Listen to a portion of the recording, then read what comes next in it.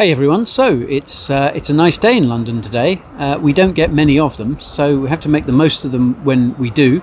And I've come up here to the roof of Coin Bureau HQ, where it is a little bit windy, but still very nice. And yeah, just had my lunchtime sandwiches and been indulging in a spot of people watching, which is one of the most interesting things you can do from up here, just kind of watching the world go by. Gives you an interesting bit of perspective.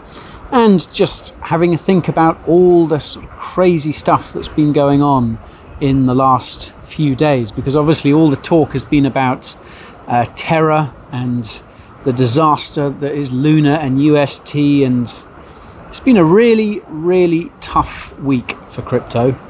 And I get the sense that it's kind of simmering down a little bit now, but we're obviously getting Do Kwon's ideas for resurrecting Terra, which will be interesting to see. And obviously still a lot of talk about what's happened. And but I think the most important thing to take from the whole experience is what is the actual lessons that we learn from it. And I've talked about these a few times already, but some of them are just basic, the sort of the idea of how much you invest. Don't invest more than you can afford to lose. The importance of diversifying your holdings, not holding everything in one place, and also having a wide variety of coins and tokens in your portfolio. And of course also not being completely invested in crypto. I say this as someone who's got most of my net worth tied up in it. But you should always be looking to diversify, because as we've had a hard lesson this week, crypto is pretty volatile sometimes, pretty unpredictable.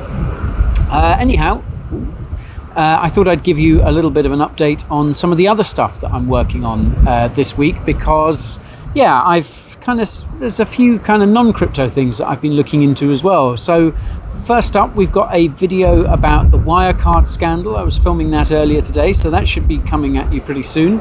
Not particularly crypto related, but still a very instructive story of kind of corporate greed and malpractice.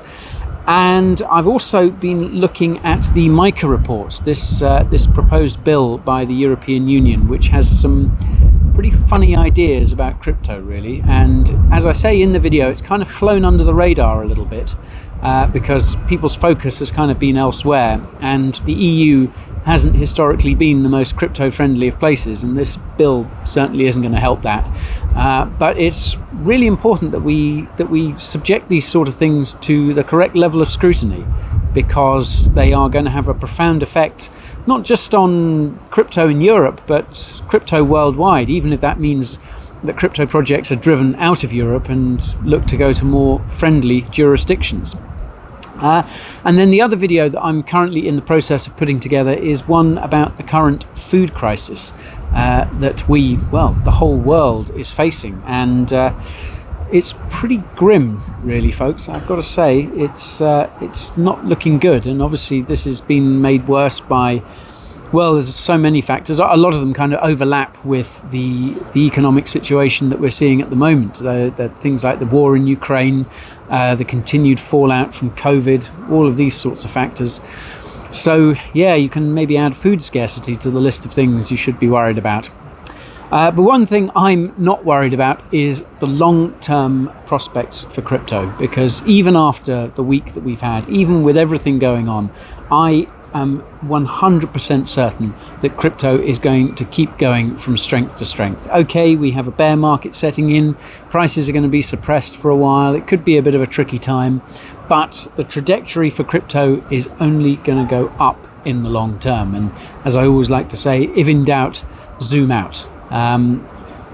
We could be in for a tough few weeks and months, but that doesn't mean that crypto is going away, far from it. So, thought to end on a little bit of positivity, which is all the more apt seeing as the sun is shining. What a beautiful day.